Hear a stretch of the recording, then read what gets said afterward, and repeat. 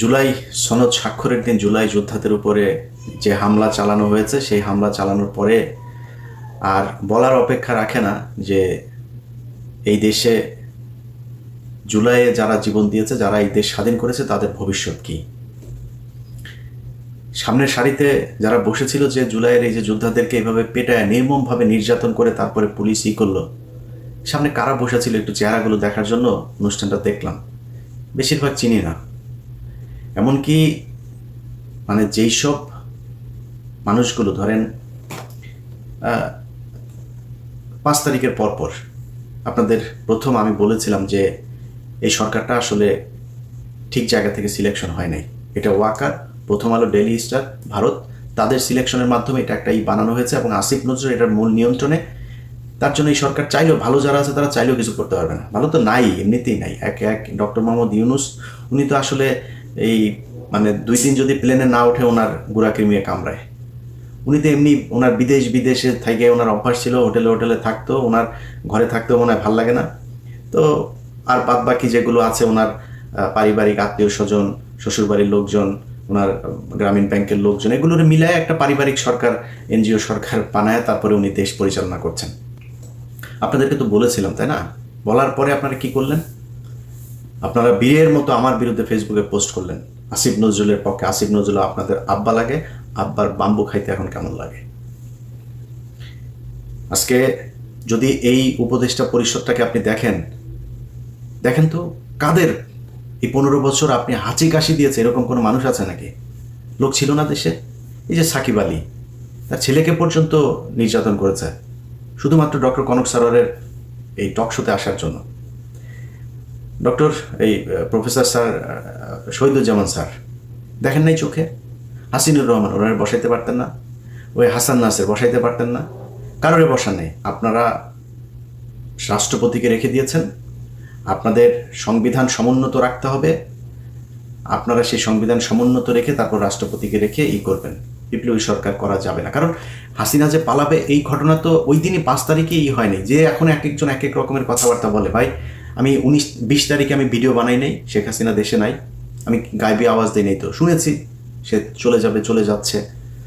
তো এই আলোচনা ভিতরে হচ্ছিল, এটা নিয়ে একটা সেকেন্ড বি প্ল্যান সি কি হবে সেগুলো নিয়ে তাদের ভিতরে পুরো তারা ঠিকঠাক। হঠাৎ করে জাম করে আসা 5 তারিখের 2 দিন আগে মোস্তফা সরোয়ার ফারুকী রাস্তায় নেমে গেল, যে কিনা সারা বছর হাসিনার আর মুজিবের গুণগান গাইল, হঠাৎ করে চলে আসলো। আপনার এমনিতেই মনে হয় এগুলো খুব অর্গানাইজড ওয়েতে করা হয়েছে। আপনারা কিছুই করেন নাই। আমাদেরকে এখন বলা হয় দেশে আসি না কেন। এক চান্দাবাজের এক ভিডিও পাঠাইলো একজন, এটা তো মানে জাস্ট টাইম ওয়েস্ট এগুলোতে দেখা। ভিডিও পাঠাইলো, ভাই একটু দেখেন। চান্দাবাজ কয় যে আমরা তো দেশে গিয়েছিলাম, তোরা এত দেশপ্রেমিক হইলে তুই দেশে যা চান্দা নিয়ে আসছিস। আমি ইলিয়াস এখানে বসে থেকে তোর বিডিআর বাপদেরকে যা জিজ্ঞেস করিস যে ইলিয়াস কয়জনকে ছাড়িয়েছে, তোর আলেম বাপদেরকে যা জিজ্ঞেস করিস, সবশেষ শফিউর রহমান ফারাবিরে যা জিজ্ঞেস করিস তোর বাপের অবদান কী ছিল, অ্যাটর্নি জেনারেলকে যা জিজ্ঞেস করিস যে তোর এই বাপ কতবার অ্যাটর্নি জেনারেলের হাত পা চেপে ধরেছে যে ভাই এটার একটু শুনানিটা আগায় দেন, যা জিজ্ঞেস করা। তোর বাপ এখানে বসে এগুলো করেছে। তোর বাপ দেশে গেলে এগুলি করতে পারবে না, এই কারণে দেশে যায় না। আর তোরা দেশে গেছিস, তোদের সমস্যা নাই তো? আজ পর্যন্ত বলছিস নাকি তোরা ডিজিএফআইয়ের ভাতা খায়া তারপরে তোরা কথা বলিস টাকা পয়সার সমস্যা আছে? এই দিন থাইল্যান্ড, ওই দিন সিঙ্গাপুর, টাকা পাইস কই? তোর বাপের জমিদারি আছে, চোরের বাচ্চা। এগুলি আমরা বুঝি না কিছু, ওরা এসে আমাদের বোঝায়। দেশে যাই না এই কারণে, কারণ আমরা রয়্যাল লোকজনদের চারিদিকে বসায় রেখে তারপরে আপনারা সুন্দর দেশ গড়বেন সেই দেশে আমাদের তো টার্গেট তো না আওয়ামী লীগ না, আমাদের টার্গেট বিএনপি না, জামাত, কোনো কিছু না। আমাদের দেশে কোনো শত্রু নাই। আমার শত্রু ইসকন, আমার শত্রু ইন্ডিয়ার লোকজনদের সেট আপ করে সুন্দর করে আপনি বসায় রেখে তারপরে দেশ পরিচালনা করবেন, সেই দেশে আমরা যাব। এই দেশ পরিষ্কার না করা পর্যন্ত এই দেশ আমাদের জন্য জীবনে কোনোদিন এখানে কোনো কাজ করতে পারবো?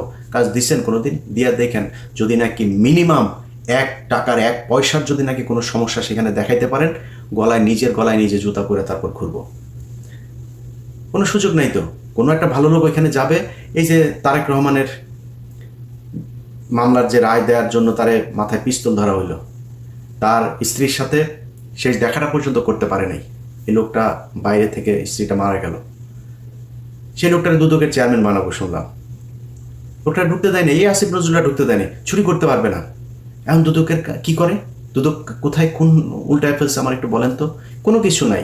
মাঝে মধ্যে দু একটা আওয়াজ দেয়, এটা নিয়ে তাদের বিশাল আকারের একটা দেখাচ্ছে। এই হচ্ছে গিয়া দেশের অবস্থা। এই দেশে আমরা যাব, যা কি করব? এখানে যা চাঁদাবাজি করবো তোদের মতো? তো ওরা এগুলি বলে মাঝে মধ্যে। এখন যাই হোক, এগুলি তো আর সবার কথার জবাব দেওয়ার সুযোগও নেই, সময়ও নাই।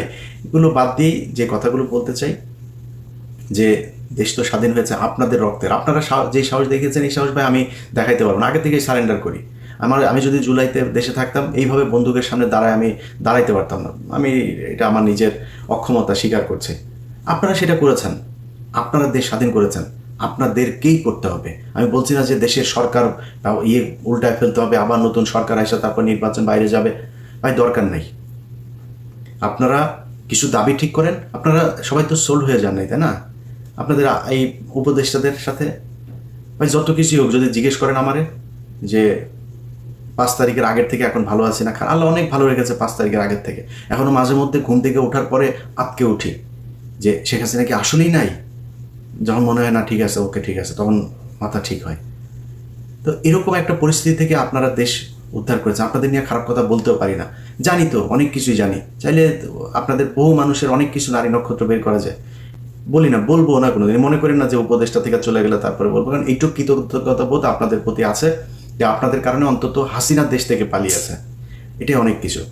শুনলাম টাকা কামাতে, আমি বল ভাই আপনারা এই টাকা পয়সা নিয়ে এতই শুরু, মানুষের টাকার দরকার আছে। কারণ আমি আমেরিকায় থাকি, আমার যদি কেউ জিজ্ঞেস করে যে আমার হাতে যদি ভাই আমেরিকায় যদি একটা বাড়ি হয়, একটা গাড়ি থাকে, হাতে যদি মানে মোটামুটি 2-4 লাখ ডলার হাতে থাকে, জীবনে কিছু দরকার নাই।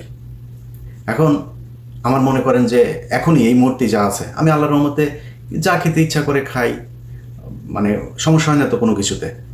ধরেন আমার এখন 4,000 কোটি টাকার মালিক হইলাম, আমি এর চাইতে বেশি খাইতে পারবো। ওইটা টেনশন ভাই, আমার দিয়ে জীবনে কোনদিন এটা সম্ভব না। আমার বহু মানুষ ভাই ব্যবসা করে এই করে, ভাই আমার এটারে এই ঝামেলা আমি যাইতেই চাই না। আমার অনেক টাকা হোক, এটা আমি চাই না, কোনোভাবেই চাই না। তো আমি তাদেরকে জিজ্ঞেস করলাম যে ভাই এই টাকা পয়সা তো এরকম করছেন কেন? আমার জবাব দিল, ভাই দল পরিচালনা করার জন্য তো টাকা টুকার দরকার। জুলাই আগস্টে তারা সারা দেশে ভ্রমণ করলো না, এই যে কত জুলাই আগস্টে। তো ওই সময় হঠাৎ করে গোপালগঞ্জে যখন তাদের প্রোগ্রামটা, তো আমি তাদের বললাম যে ভাই আপনারা গোপালগঞ্জে যাবেন তো রেডি হয়ে যান নাই কেন? বলছে ভাই আমরা লোকজনও নিতে পারি ঠিক মতো, আমাদের ফান্ড শেষ। সম্ভবত বরিশাল থেকে তারা গোপালগঞ্জে এসেছিল, অথবা এটা কি মাদারীপুর থেকে গোপালগঞ্জে গিয়েছিল, আমার ঠিক মনে নেই, দুইটার একটা হবে। তো আমার তখন আবার বাংলা এডিশন উদ্বোধন হবে, যে কারণে ওদের সাথে কথা হচ্ছিল। তো ওরা আসার চেষ্টা করেছে, শেষ পর্যন্ত করতে পারেনি। এখন আমার বললো যে ভাই এই ব্যাপার, টাকা আমাদের ফান্ড নেই।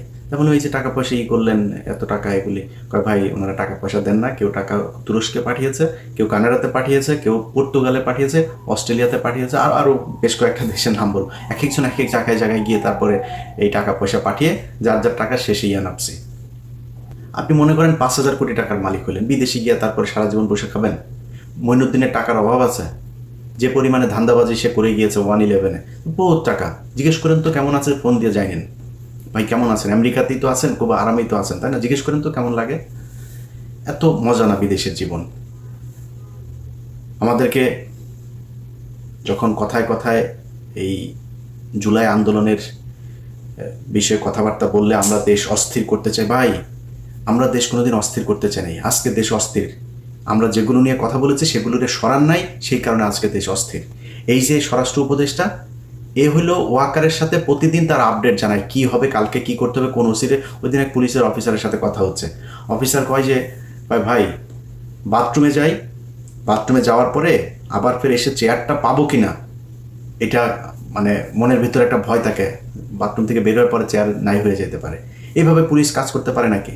পুলিশটারে এই স্বরাষ্ট্র উপদেষ্টার ওই যে খোদা বক্স, এই খোদা বক্স দুইটাই মিলাও বাক্সর মধ্যে পুলিশদের ঢুকায়া আচার বানায় পুরা এই যে চানাচুর ভাজা দিয়ে তারপর খেয়ে ফেলছে। পুলিশের মধ্যে কোনো মানে তাদের ভিতরে এখন কাজ হয়েছে যে কত টাকা খাওয়া যায়, কেমনে খায়টায়, কখন কোন চেয়ার সরে যায়, চেয়ার থাকতে থাকতে যেই কয় টাকা খাইতে চাই। এটা হচ্ছে অবস্থা পুলিশের। এইভাবে চলছে দেশ। তো আমরা আপনাদেরকে 5 তারিখের পরপর বলেছিলাম যে এই মানুষগুলোকে সরাইতে হবে। সরাইতে আপনারা চানও নাই।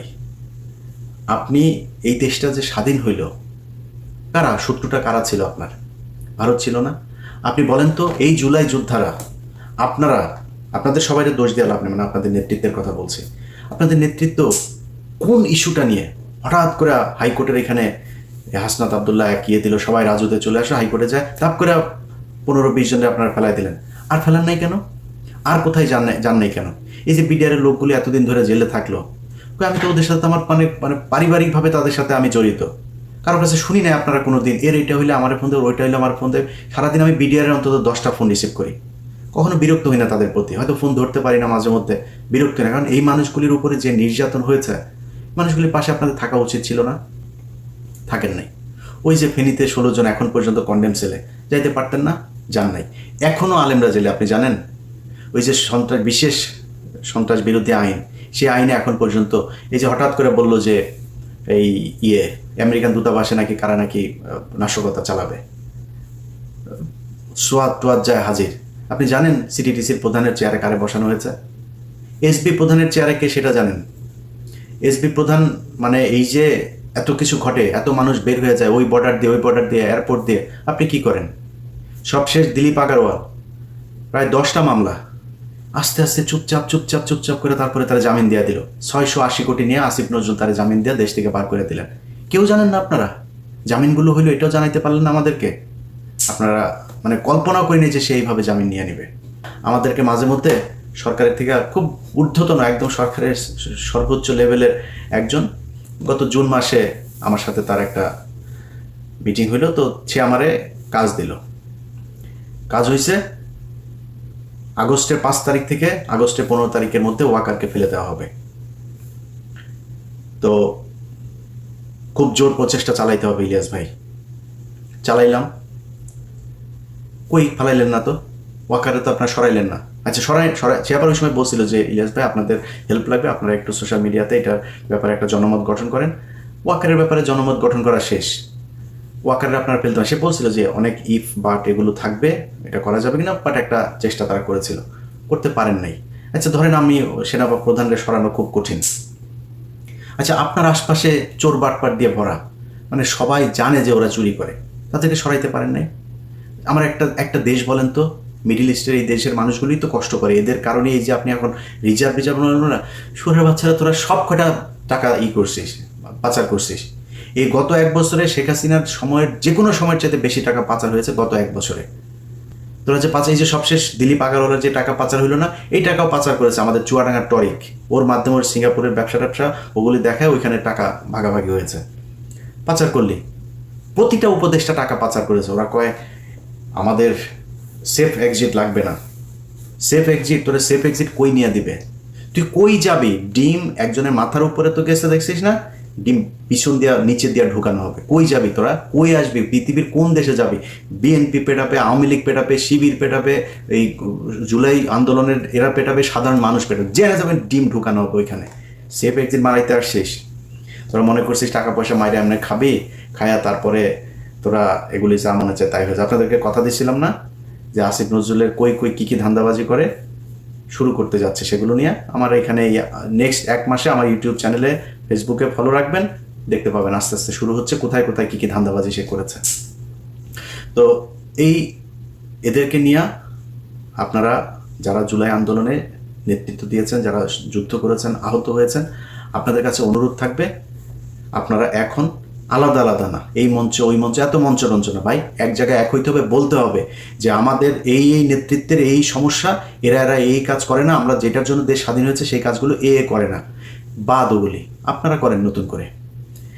আপনারা কি জানেন যে এনসিপি, বিএনপি এবং জামাতের, আমি নাম ধরে বলতে পারি, কয়েকজন একদম মানে শুধুমাত্র তারা ইটা দিতে হবে, ওই নমিনেশন দিতে হবে, তার আসন ছেড়ে দিতে হবে, এরকম এই পর্যন্ত আমি 7 জনের তালিকা পেয়েছি।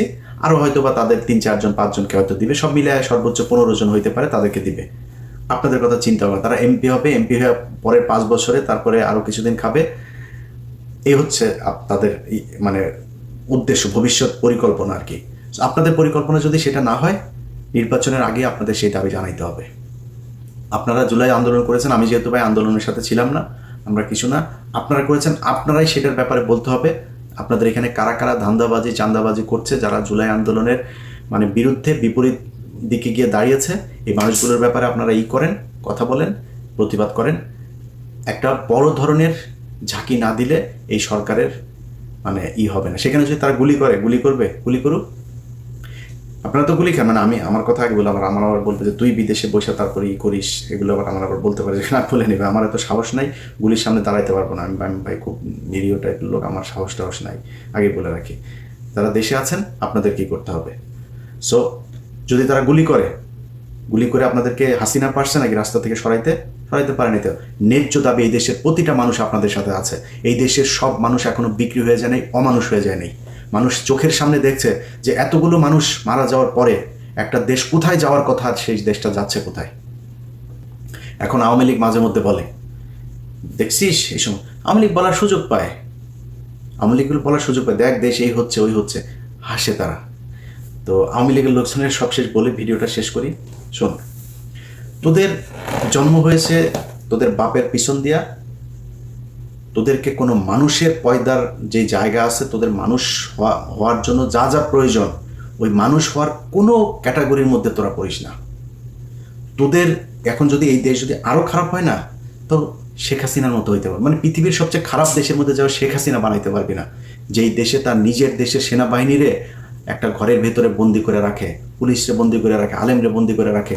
সেই দেশ তো নাই এখন, অনেক সমস্যা আছে, ওই জায়গায় যায় নাই, যাইতে দেওয়া হবেও না। ধৈর্য ধর। এই দেশের ভেতরে সব মানুষ বিক্রি হয়ে যায় নাই, সব মানুষের দিয়া ওরা যে অপকর্ম চাঁদাবাজি যেগুলো করছে, এই ধান্দাবাজি করাইতেও পারবে না। যারা আজকে করছে তাদের বিচার এই দেশে হবে, আজকে হোক কালকে হোক। আর ডক্টর ইউনূস যদি বাংলাদেশে ওই জিয়া অরফানেজ ট্রাস্ট এইটার এই দুর্নীতির জন্য যদি নাকি রাষ্ট্রপ্রধান হিসেবে খালেদা জিয়ার বিচার হয়, তোমার বিচারও হবে। তুমি সব চোর বাটপার নিয়ে এনজিওগ্রাম, তোমার পারিবারিক আত্মীয় স্বজন, শ্বশুরবাড়ির লোকজন নিয়ে তারপরে তুমি সরকার চালাবা, আর তোমার উপরে কোনো দায় আসবে না। এগুলো নিয়েও এই দেশে বিচার হইতে পারে। ওই দিনের কথা ভুলে যাও না। এই দেশে বহু ঘটনা ঘটেছে, বহুদিন পরে বিচার হয়েছে। শেখ হাসিনা 15 বছর মনে করেছিল কিছুই হবে না, এখন সেনাবাহিনীর মেজর জেনারেল পলায় যায় রাতের বেলা ওই পেঁয়াজের ওই ফেরত ট্রাকের মধ্যে করে, তারপরে এই চড়ে। তোমার বিচারও হইতে পারে এই দেশে। ধৈর্য ধরো। এই দেশের মানুষ সব সময় সঠিক সিদ্ধান্ত নিয়েছে, সব সময় এই দেশের সাধারণ মানুষ। অনেকে বলে থাকে এই দেশের মানুষ, ভাই আমি মনে করি না এই দেশের মানুষ খারাপ। মানুষ মাত্রই অপরাধ প্রবণ। তাদের মানে আমি মুসলমান হিসাবে মানে আদম আলাইহিস সালাম ভুল করেছে,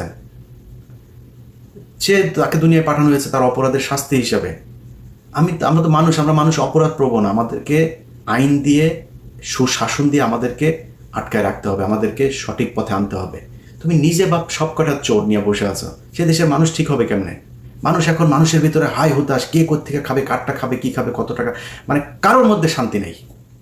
প্রতিটা সরকারি প্রতিষ্ঠানের মধ্যে কে কখন কারে চাকরি যায়, কি হয়, সবাই ধান্দাবাজ, যত তাড়াতাড়ি পারে টাকা পয়সা, আর যা পায় সব করে। সবার মাথায় আছে যে দেশ থেকে চলে যেতে হবে, বাইরে গিয়ে তারপরে কয়েক বছর থাকতে হবে। কয় বছর থাকতে হবে সেটাও হয়তো জানে না, বাট অনেক বছর থাকতে হবে, যেহেতু 100 কোটি 1000 কোটি কোনো টাকায় তার মানে সন্তুষ্টি হচ্ছে না যে কত হইলে তারপরে বিদেশে গিয়ে অনেক বছর থাকা যাবে। হতে পারে সারা জীবনও থাকতে হইতে পারে। আপনি যদি এখন আমরা জিজ্ঞেস করেন যে ভাই শেখ হাসিনা আসতেই পারে, না আসার জন্য কি করেছেন আপনি?